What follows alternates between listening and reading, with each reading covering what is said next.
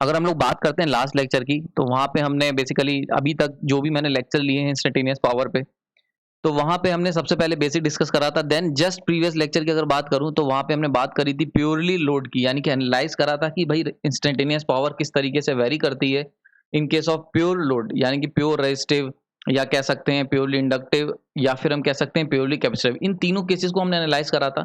हमने इन तीनों ही केसेस में देखा था कि भाई किस तरीके से इंस्टेंटेनियस पावर, जैसे रेजिस्टिव केस की अगर बात कर लूँ तो रेजिस्टिव में हमने देखा था कि जो पावर होगी वो हमेशा पॉजिटिव थी, चाहे जो भी कंडीशन रही हो। अगर हम बात करते प्योरली इंडक्टिव या प्योरली कैपेसिटिव की, तो वहां पे हमने देखा था पावर फ्लक्चुएट कर रही थी पॉजिटिव से नेगेटिव के बीच में। हमने कंक्लूजन ड्रॉ करा, कंक्लूजन ये निकाला, सबसे पहला कंक्लूजन कि जो फ्रीक्वेंसी होगी वोल्टेज ऑफ या करंट की जो फ्रीक्वेंसी की बात कर लेते हैं वो अगर एफ है, तो इंस्टेंटेनियस पावर की जो फ्लक्चुएशन की फ्रीक्वेंसी वो 2f होगी, यानी डबल फ्रीक्वेंसी होगी। दूसरा मैंने ये निकाला था कि average power in one cycle, यानी कि अगर हम बात करते हैं एवरेज की कि पूरी साइकिल के अंदर कितना एवरेज ट्रांसफर हुआ, तो वहां पे हमने देखा था कि एक्टिव पावर जो थी वो हमारी बेसिकली कितनी निकल के आई थी, zero, sorry active power positive निकल के आई थी एवरेज की, और जो इंडक्टिव और कैपेसिटिव थी वो क्या आई थी, जीरो निकल के आई थी। ये हमने लास्ट लेक्चर के अंदर देखा था। ये सारी चीज हमने लास्ट लेक्चर में डिस्कस करी थी। नाउ इस लेक्चर को मैं ये लेक्चर के अंदर हम बात करने वाले हैं मिक्स पावर की, यानी कि अभी तक जो हमने पुराने लेक्चर देखे थे वहां पे मैंने आपको दो चीजें सिखाई। एक इंस्टेंटेनियस पावर क्या होती है ये सीख चुके हैं, दूसरा हम लोग ये सीख चुके हैं कि प्योर लोड जो होते हैं, pure capacitive, pure inductive, pure resistive, इनके केस में इंस्टेंटेनियस पावर किस तरीके से वेरी करती है। नाउ आज के लेक्चर के अंदर हम लोग बात करेंगे मिक्स लोड के बारे में, यानी कि आर एल आर सी, जिसमें दोनों का मिक्सचर होगा, और देखेंगे कि इंस्टेंटेनियस पावर इनके केस में कैसे वेरी करती है। ठीक है, शुरू करते हैं। नाउ अगर हम लोग मिक्स लोड की बात करते हैं तो पहली कंडीशन मैं यहाँ पे ले लेता हूँ सिंगल फेज एसी सिस्टम, जो अभी तक हम लेते आ रहे हैं, क्योंकि थ्री फेज में ये थोड़ा सा कॉम्प्लेक्स हो जाता है, इसीलिए इंस्टेंटेनियस पावर को समझाने के लिए मैंने सिंगल फेज एसी सिस्टम ही लिया है। अब की हम लोग ले रहे हैं आरएल लोड, यानी कि mixture of resistive and inductive load. ठीक है, इन दोनों का मिक्सचर ले रहे हैं। ओके, नाउ इंस्टेंटेनियस अगर वोल्टेज की बात करें, वोल्टेज को मैंने अभी तक हमेशा जितने भी लेक्चर है मैंने उसमें रेफरेंस लिया हुआ है, तो इसको इस बार भी रेफरेंस ले लेते हैं, VM sine omega T. Now second चीज आती है इंस्टेंटेनियस करंट की बात कर लेते हैं। नाउ करंट अगर हम बात करते हैं आरएल लोड की, देखो अगर आपको याद हो पुराना लेक्चर, तो मैंने बताया था जब इंडक्टिव लोड होता है हम सब जानते हैं तो करंट 90 डिग्री पीछे रह जाती है, लेकिन अगर आरएल लोड है तो एक सर्टेन डिग्री, एक पर्टिकुलर एंगल पे पीछे रह जाएगी। आईओबी समझ में आ रही होगी, एक सर्टेन एंगल पे पीछे रह जाएगी। क्लियर हो गया यहाँ पे। नाउ यहाँ पे ये जो मैं एक इंस्टेंटेनियस पावर बताने से पहले ही बता दूं, ये जो है, ये जो पर्टिकुलर तुम देख रहे हो फाई, ये क्या है, एंगल ऑफ लैग है, एंगल ऑफ लैग, यानी कि एक पर्टिकुलर एंगल से पीछे रह जाएगी। अगर ये प्योर, अगर हम प्योर इंडक्टर होता, प्योर इंडक्टर होता, ठीक है, अगर ये प्योर इंडक्टर होता तो ऐसे केस में जो फाई की वैल्यू होती है वो 90 डिग्री होती। क्लियर हो रहा है यहाँ पे। क्योंकि ये प्योर इंडक्टर नहीं है, आरएल है, आरएल है, तो एक सर्टेन थीटा एंगल या सर्टेन फाई एंगल होगा जिससे करंट लैग करेगा वोल्टेज से। आई होप समझ में आ गया होगा। नाउ अब अगर इंस्टेंटेनियस पावर की बात करें, सिंपली हम लोग क्या करना है, हम लोग को इंस्टेंटेनियस वोल्टेज और इंस्टेंटेनियस करंट को मिला देना है, मल्टीप्लाई कर देना है, प्रोडक्ट कर देना है। तो यहाँ पे हमने ये निकाल दिया। अब इसकी हम इक्वेशन बनाएंगे, इसकी वेवफॉर्म सॉरी ड्रॉ करेंगे। इक्वेशन तीनों हमारे पास है। वेवफॉर्म मैंने आपको याद करो, अभी जितने भी लेक्चर मैंने लिए, वेवफॉर्म मैंने आपको एक चीज बहुत सिंपल सी बताई है, कोई भी चीज रटने की जरूरत नहीं है। जस्ट अगर आप सिंपल सिंपल स्टेप को फॉलो करते चले जाओगे तो पूरी की पूरी इंस्टेंटेनियस वेवफॉर्म आपके सामने आ जाएगी इंस्टेंटेनियस पावर की। तो वैसे ही हम लोग इस बार भी कुछ करेंगे। तो एक्सेस बना लेते हैं, पावर टाइम ले लेते हैं ना, वोल्टेज को रेफरेंस लिया हुआ है तो सबसे पहले वोल्टेज वेवफॉर्म आ जाएगी, जीरो से स्टार्ट हो रही, रेफरेंस है, ठीक है ना। अब हम बात करेंगे, अगर मैं इंस्टेंटेनियस करंट की बात करूं, पिछले लेक्चर के अंदर मैंने आपको एक कॉन्सेप्ट सिखाया था कि लैग और लीड का क्या मतलब होता है। वहां पे हमने देखा था कि दो बंदे हैं, अगर मान लेते हैं फॉर एग्जांपल एक पर्सन ए एक पर्सन बी है, अगर मान लेते हैं पर्सन ए जो है वो, एक पर्सन ए है एक पर्सन बी है। दोबारा बता दे रहा हूँ, कई लोग होंगे जिन्होंने ये लेक्चर ही डायरेक्ट देख रहे होंगे तो उनको समझ में आ जाएगा, और जो देख के आए हैं उनका रिवाइज हो जाएगा। तो अगर ए पर्सन है, वो अगर मान लेते हैं जो है वो ये फास्ट है, ये 10 सेकंड तेज काम करता है, तो अगर ये कोई काम जीरो से स्टार्ट करेगा तो बी वाला कब से स्टार्ट करेगा, बी वाला स्टार्ट करेगा 10 सेकंड के बाद से। समझ में आ रहा है। तो बस यही कॉन्सेप्ट हमें यहाँ याद रखना है। क्लियर हो गया यहाँ पे। तो देखो यहाँ पे देख सकते हो, अगर -5 है, -5 का क्या मतलब हुआ, -5 का मतलब हुआ करंट जो है, यानी कि आई जो है वो पीछे है, यानी कि लैग कर रहा है V से बाई फाई एंगल, यानी कि अगर ये करंट हमारा यहां से शुरू हुआ है तो अगर जीरो से वोल्टेज हमारा जीरो से स्टार्ट हुआ है तो करंट पीछे होने का क्या मतलब हुआ, करंट थोड़ी देर बाद शुरू होगा। पीछे होने का मतलब ये तो हुआ थोड़ी देर बाद चलना शुरू करेगा। क्लियर हो रहा है यहाँ पे? तो सिंपल सी अगर बात करूं तो अगर वोल्टेज जीरो से स्टार्ट हुआ है तो करंट क्या होगा, फाई के बाद स्टार्ट होगा, क्योंकि फाई एंगल से वो पीछे चल रहा है। ठीक है, तो फाई एंगल बाद स्टार्ट होगा इसका मतलब, तो यहाँ पे आ गया फाई कुछ सर्टेन एंगल रहा होगा। तो एक चीज और याद रखना, मैं पीछे बोल रहा हूं इसका मतलब नहीं पीछे चले जाओ तुम एक्सिस के, वो तो फिर आगे हो जाएगा एक तरीके से। क्लियर हो गया यहाँ पे? अच्छा, कुछ लोग कंफ्यूजन था तो मैंने ये भी चीज बताई होगी, याद होगा आपको पुराने लेक्चर में, फाई टी माइनस फाई, यहाँ पे क्या करो इक्वल टू जीरो रख दो और omega two equal to phi आ जाएगा, यानी कि जो तुम्हारी वेव फॉर्म है वो कहाँ से स्टार्ट होगी, फाई से स्टार्ट होगी। क्लियर हो रहा है? ये भी कर सकते हो। ठीक, तो अब बात करते हैं, यानी कि हमने देखा कि करंट हमारा जो है वो फाई एंगल के बाद स्टार्ट होगा, क्योंकि फाई से लैग कर रहा है, तो फाई के बाद स्टार्ट कर लेते हैं। ये होगी करंट की wave form I T. Now अब सिंपल सा हम लोग एक्सेस बना लेते हैं। ठीक, अगर इस पर्टिकुलर एक्सिस में देखो तो यहाँ पे पावर पॉजिटिव आएगी। रीजन सिंपल है, मैंने आपको बताया था पोलैरिटी वाले कॉन्सेप्ट में, जब भी वोल्टेज और करंट क्या होंगे, सेम पोलैरिटी के होंगे। सेम पोलैरिटी मतलब पावर पॉजिटिव। वहीं पे अगर हम दूसरे, ये पीटी हो गई इंस्टेंटेनियस पावर, वहीं पे अगर दूसरे क्वाड्रेंट की बात कर लें या कह लो कि सर्टेन टाइम फ्रेम की बात कर लेते हैं, नेक्स्ट टाइम फ्रेम की, तो यहाँ पे बड़ा इंटरेस्टिंग चीज देखने को मिलेगी कि जो सेकेंड टाइम फ्रेम है इसके अंदर एक करंट पॉजिटिव वोल्टेज नेगेटिव, तो पावर नेगेटिव आ गई। ठीक है, इसी तरीके से हम आगे के टाइम फ्रेम को देख सकते हैं, दोनों पावर नेगेटिव है, यानी कि दोनों सेम पोलैरिटी के। सेम पोलैरिटी मतलब power positive. Again next time frame दोनों अपोजिट पोलैरिटी के, अपोजिट पोलैरिटी मतलब पावर नेगेटिव। ये चीज हमने बताया था last lecture, last to last lecture में डिस्कस करा था।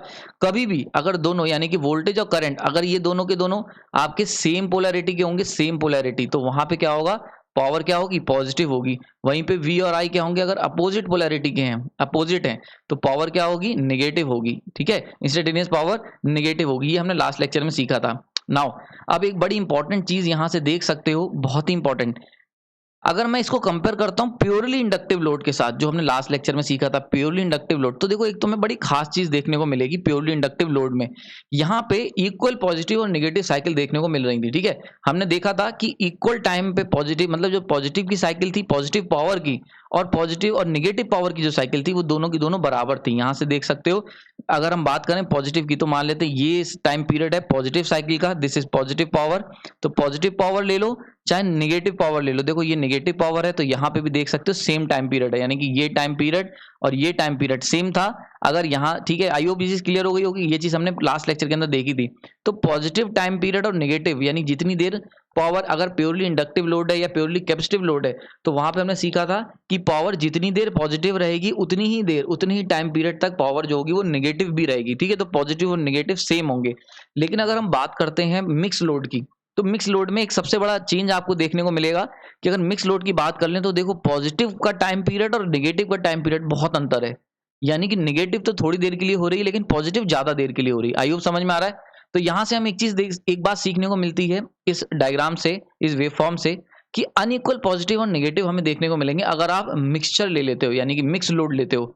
यानी कि अगर आप RL या फिर RC लोड लोगे तो अनइक्वल पॉजिटिव और नेगेटिव साइकिल्स आपको देखने को मिलेंगी, जबकि अगर प्योरली ले लोगे तो वहां पे इक्वल पॉजिटिव और नेगेटिव साइकिल, यानी कि इक्वल इंस्टेंटेनियस पावर पॉजिटिव भी, जितने समय तक वो पॉजिटिव रहेगी उतने ही समय तक जो इंस्टेंटेनियस पावर है वो नेगेटिव भी देखने को मिलेगी। तो आई होप ये चीज आपको बिल्कुल अच्छे से क्लियर हो गई होगी। तो एक तो बहुत बड़ा अंतर ये आ जाता है, यानी कि जैसे ही हम लोड के अंदर मिक्सचर करना शुरू करते हैं, एडल्ट्रेशन करते हैं, यानी कि प्योर लोड ना रह जाए, उसके अंदर जब हम कुछ चीज मिलावट करते हैं रेजिस्टेंस की, तो वहां पे हम ये देखने को मिलेगा कि हमारा जो साइकिल है वो क्या होगा, अनइक्वल एरिया में डिवाइड हो जाएगी, अनइक्वल टाइम पीरियड्स में। ओके, नेक्स्ट हम लोग बात करते हैं अब इसी के अंदर, अब नेक्स्ट कंडीशन की तरफ चलते हैं। कंडीशंस क्या है? Single phase AC system, RC load. अब देखो यहाँ पे हमने आरसी लोड लिया, पीछे हमने आरएल लोड देखा था, इस बार हमने कैपेसिटिव लोड ले लिया मिक्सचर वाला, यानी कि उसके अंदर रेजिस्टेंस का मिक्सचर कर दिया है। ठीक है, तो सेम इंस्टेंटेनियस वोल्टेज को रेफरेंस लिया है VM sine omega T. Current की बात कर लेते हैं तो हम जानते हैं, हर कोई जानता है कि कैपेसिटर के अंदर करंट क्या होता है, लीड करती वोल्टेज को। प्योर कैपेसिटर था तो 90 डिग्री लीड करती थी, अब मिक्सचर है तो फाई एंगल लीड करेगी, तो +5 हो गया। आई होप क्लियर हो गया, यहाँ पे +5 आ गया है। ठीक है, नेक्स्ट पावर की बात कर लेते हैं। पावर सिंपली आ जाएगी हमारे पास, दोनों को मल्टीप्लाई कर देते हैं, कहानी आ जाएगी। नाउ अगेन सेम कहानी कि भाई कहाँ से वेव फॉर्म शुरू करेंगे, तो अगर हम सबसे पहले एक्सिस मार्क कर लेते हैं, वोल्टेज को रेफरेंस ले लेते हैं, ये सब कुछ सेम रहेगा। अब बात आती है फाई की, तो ये आप लोग खुद बताओ। हम दो तरीके से, मैं फिर से बता दे रहा हूं, अगर मान लेते साइन ओमेगा टी +5 है तो इसको तुरंत ही 0 रखो, तो ओमेगा टी इक्वल टू -5, यानी कि हमारा जो कर्व है करंट का वो कहाँ से स्टार्ट होगा, -5 से। -5 मतलब सर्टेन यहाँ पे कुछ क्लियर हो रहा है यहाँ पे, यानी कि जीरो एक्सिस नेगेटिव एक्सिस में क्लियर हो गया। यहाँ से भी सीख सकते हो, और वरना वही सेम चीज करंट लीड कर रहा है, यानी करंट लीड कर रहा है मतलब जो करंट है वो दौड़ना शुरू करेगा, उसकी जो वेवफॉर्म होगी वो 5 डिग्री पहले शुरू होगी, तभी तो वो लीड करेगा। क्लियर हो रहा है यहाँ पे। तो अगर यहाँ पे +5 का मतलब क्या हुआ कि करंट की जो वेवफॉर्म है वो 5 डिग्री पहले स्टार्ट हो जाएगी वोल्टेज से, ठीक है, तभी तो लीड कर रहा है। तो हम क्या करते हैं, 5 डिग्री पहले स्टार्ट कर देते हैं। सिंपल है, आई होप कोई डाउट नहीं होना चाहिए, बिल्कुल इजी तरीके से मैं यहाँ समझा रहा हूँ। किसी भी तरीके की कंफ्यूजन अगर है तो कमेंट सेक्शन बता सकते हो, वीडियो पसंद आ रहा है तो भी लाइक कर सकते हो, आपकी मर्जी है, ठीक है। तो यहाँ पे आई होप समझ में आ रहा होगा। तो 5 एंगल जो है यानी कि 5 डिग्री पहले स्टार्ट हो जाएगी करंट की वेवफॉर्म, इसका सिंपल सा बस इतना ही मतलब है। ओके, नाउ अब हम लोग टाइम फ्रेम सेलेक्ट कर लेते हैं। तो अगर इस पर्टिकुलर टाइम फ्रेम की बात करो, दोनों की दोनों सेम पोलैरिटी मतलब power positive. Next time frame की अगर बात कर लेते हैं, ये वाला एक सर्टेन छोटा सा टाइम फ्रेम ले लेते हैं, इसमें देखो दोनों की अपोजिट पोलैरिटी है, तो सॉरी हाँ, दोनों की अपोजिट पोलैरिटी मतलब वोल्टेज पॉजिटिव करंट नेगेटिव, यानी कि opposite polarity power negative. Then next time frame दोनों ही नेगेटिव, यानी कि सेम पोलैरिटी मतलब power positive. Then next time frame, अब यहाँ पे क्या अपोजिट पोलैरिटी है तो पावर नेगेटिव। देखो अपोजिट पोलैरिटी मतलब ये हो गया कि दोनों की कोई भी एक पॉजिटिव और एक नेगेटिव। ऐसी सेम पोलैरिटी, देखो सेम पोलैरिटी मैंने लेक्चर में बताया, सेम पोलैरिटी का मतलब ये नहीं दोनों पॉजिटिव होंगे, दोनों नेगेटिव हैं तब भी सेम पोलैरिटी है, ठीक है। तो ये चीज क्लियर हो गई ना। यहाँ से भी आप देख सकते हो कि जो नेगेटिव और पॉजिटिव साइकिल का जो टाइम पीरियड है वो क्या डिफरेंट है, जो हमने पीछे अभी जस्ट प्रीवियस स्लाइड में देखा था कि जो नेगेटिव साइकिल का जो टाइम पीरियड है, ठीक है, देखो इतना सा नेगेटिव को केवल इतना ही समय दिया है और पॉजिटिव को इतना सारा समय दिया है, तो टी जो पॉजिटिव है वो ज्यादा है और टी नेगेटिव है वो कम है। ये आई होप ये चीज ये आपको डिफरेंस देखने को मिल रहा होगा, बहुत आराम से एनालाइज कर पा रहे होगे, ठीक है। नाउ आगे चलते हैं। ओके, एक बहुत ही इंटरेस्टिंग पैटर्न मैं आपको बताने जा रहा हूँ। ये जब मैं आपका लेक्चर तैयार कर रहा था तभी ये पैटर्न मेरे दिमाग में आया, तो मैंने सोचा क्यों ना आपके साथ शेयर करूं। ये पैटर्न जो मैं बता रहा हूँ बड़ा ही इंटरेस्टिंग है और बहुत इंटरेस्टिंग तरीके से आप ये सारी चीजें एक ही डायग्राम में सीख जाओगे, जितना भी अभी जो पिछला लेक्चर था चाहे ये वाला लेक्चर हो गया ना। इस लेक्चर में हम सीखते हैं कि हम एक डायग्राम से कैसे ये सारी चीजें याद रख सकते हैं। तो इसके लिए मैंने सिंपली एक पावर का डायग्राम बना दिया। ओके, तो देखो ये वाला जो पर्टिकुलर मैंने डायग्राम बनाया है इंस्टेंटेनियस पावर का, इसके अंदर क्या है, इक्वल पॉजिटिव और इक्वल नेगेटिव है, या ये कह सकता हूं कि अगर हम बात करते हैं L and C, pure L and C की अगर बात करते हैं, प्योर इंडक्टिव कैपेसिटिव लोड की, तो ऐसे केस में तुम्हारी जो एक्सिस है जिसे टाइम एक्सिस कहते हैं वो क्या होगा, बिल्कुल जस्ट सेंटर में दिखेगी। देखो ठीक है, तो आई होप ये समझ में आ रही होगी। देखो यहाँ पे ये जो टाइम एक्सिस है ये कहाँ पे है, ये मैं यहाँ लिख सकता हूँ प्योरली इंडक्टिव और कैपेसिटिव लोड होगा तो जो टाइम एक्सिस होगी, टाइम एक्सिस वो कहाँ होगी, जस्ट सेंटर पे, जस्ट सेंटर पे, एग्जैक्ट सेंटर पे मौजूद होगी, यानी कि इक्वल पॉजिटिव और इक्वल नेगेटिव पावर की साइकिल तुम्हें देखने को मिलेगी, ठीक है। अब हम लोग क्या करते हैं, अब इसके अंदर थोड़ा सा हम लोग आर का मिक्सचर कर लेते हैं। जैसे कि हमने क्या करा, थोड़ा सा इसके अंदर आर डाल दिया। अगर हम आर की मिक्सचर कर देते हैं यानी कि आर एल या फिर आर सी लोड की, तो ये जो टाइम एक्सिस देख रहे हो ये नीचे की तरफ शिफ्ट हो जाएगी। बहुत ही इंटरेस्टिंग केस, समझ में आया।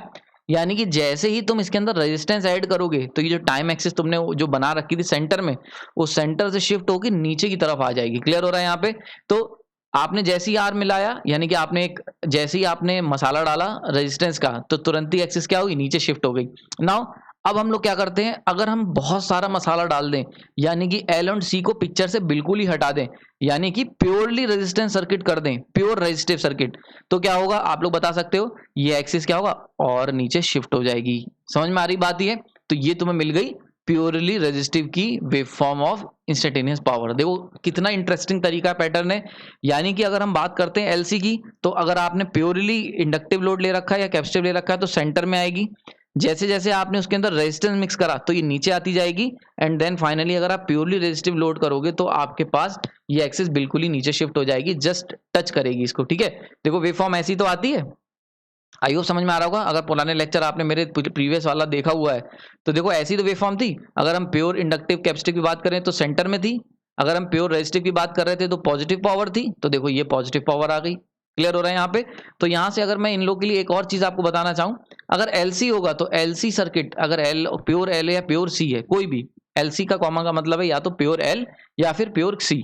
अगर प्योरली इंडक्टिव कैपेसिटिव सर्किट होगा तो देखो ये जो प्योर अगर एल एंड सी, ये नीचे जाते जाते जीरो की तरफ अप्रोच करेगा, यानी कि जैसे तुम एक्सिस को शिफ्ट करना शुरू करोगे तो ये क्या होगा, एल एंड सी की जो वैल्यू है वो जीरो जाती चली जाएगी। और जैसे जैसे तुम एक्सिस को सेंटर से नीचे की तरफ शिफ्ट करोगे, आर की वैल्यू क्या होगी, राइज अप होती चली जाएगी। बात समझ में आ रहा है। तो आर की वैल्यू क्या हो रहा है, नीचे की तरफ लाने पे रेजिस्टेंस बढ़ रहा है और इंडक्टिव और कैपेसिटेंस कम हो रहा है या जीरो हो रहा है। क्लियर हो गया?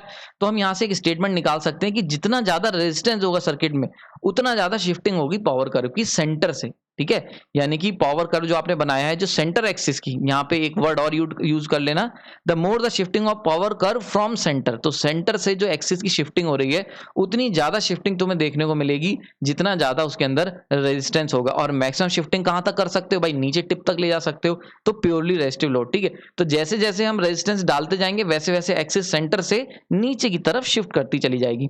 ठीक है, आई होप ये चीज क्लियर हो रही होगी। जैसे और रेजिस्टेंस डालोगे और केवल रेजिस्टेंस जब जिस समय एक समय आएगा जब केवल रेजिस्टेंस रह जाएगा, तो ऐसे समय क्या होगा, पूरी एक्सिस नीचे शिफ्ट कर चुकी होगी। ठीक है, तो ये जो लेफ्ट वाला कर्व है आई होप ये इंटरेस्टिंग लगा होगा आपको। ये जो पैटर्न मैंने देखा मुझे बहुत इंटरेस्टिंग लगा, तो मैं सोचा आपके साथ शेयर करता हूं। अगर पसंद आया तो कमेंट सेक्शन में बता सकते हो, ये चीज मेरे को अच्छा लगेगा। ये चीज मैंने एकदम पढ़ाते समय एकदम से ये आइडिया क्लिक करा कि यार ऐसा भी ये पैटर्न देखने को मिला मुझे, तो ये काफी हेल्पफुल हो सकता है आपके लिए। तो ये चीज भी समझ में आ गई होगी। और ये लेफ्ट में जो मैंने बताया कि नीचे की तरफ अगर एक्सिस बिल्कुल नीचे ले आओगे तो केवल रेजिस्टेंस होगा, और जैसे जैसे तुम एक्सिस को सेंटर की तरफ ले जाओगे तो सेंटर की तरफ जाने पर रेजिस्टेंस की वैल्यू छोटी होती चली जाएगी और यहाँ पे जाके जीरो हो जाएगी, और इंडक्टिव की वैल्यू बढ़ती चली जाएगी। वहीं पे अगर इसे कर्व इस एक्सिस को नीचे लाओगे तो एल एंड सी छोटे होते चले जाएंगे इस तरीके से, और यहाँ पे जाके ये जीरो हो जाएंगे। यानी कि जब एक्सिस यहाँ पहुंचेगी बिल्कुल टिप पे नीचे की तरफ, ठीक है, तो यहाँ पे कितना हो जाएगा, केवल रेजिस्टेंस रह जाएगा और एल एंड सी जीरो हो जाएंगे। देखो यहाँ पे केवल रेजिस्टेंस है, यहाँ केवल इंडक्टिव कैपेसिटेंस है, और ये देखो नीचे आने पे इस तरीके से वर्क कर रहा है। तो आई होप ये जो मैंने आपको पैटर्न बताई ये पसंद आया होगा, ये लेक्चर आपको अच्छा लगा होगा। अगर कोई डाउट है तो कमेंट सेक्शन बता सकते हैं। लेक्चर पसंद आया तो लाइक कर सकते हैं, कुछ नया सीखा वो भी शेयर करें। और अगर आपको कोई भी किसी भी तरीके का, अगर आप मेरे लेक्चर्स को पसंद करते हैं और कोई टॉपिक आप चाहते हैं कि मैं उसके ऊपर वीडियोस बनाऊं, तो आप वो कमेंट सेक्शन बता सकते हैं। आने वाले दिनों में मैं उसके ऊपर ही वीडियो बनाने की कोशिश करूंगा। ठीक है, और एक बड़ा इंपॉर्टेंट मैसेज भाई, मेरे पास काफ़ी ज़्यादा प्रोजेक्ट्स रहते हैं, तो मैं अपना ट्राई बेस्ट देने की कोशिश करता हूं कि जिससे कि आप लोगों के लिए जल्दी से जल्दी लेक्चर बना सकूं, पर फिर भी काफ़ी समय लग जाता है क्योंकि इसमें बहुत मेहनत लगती है और क्वालिटी के साथ कॉम्प्रोमाइज़ नहीं करना चाहता हूं। तो इसीलिए थोड़ा सा देर लेक्चर अगर आ रहे हैं तो उसके लिए सॉरी। आपने अपना कीमती समय दिया उसके लिए धन्यवाद। चैनल से जुड़े रहें और वीडियोज़ देखते रहें।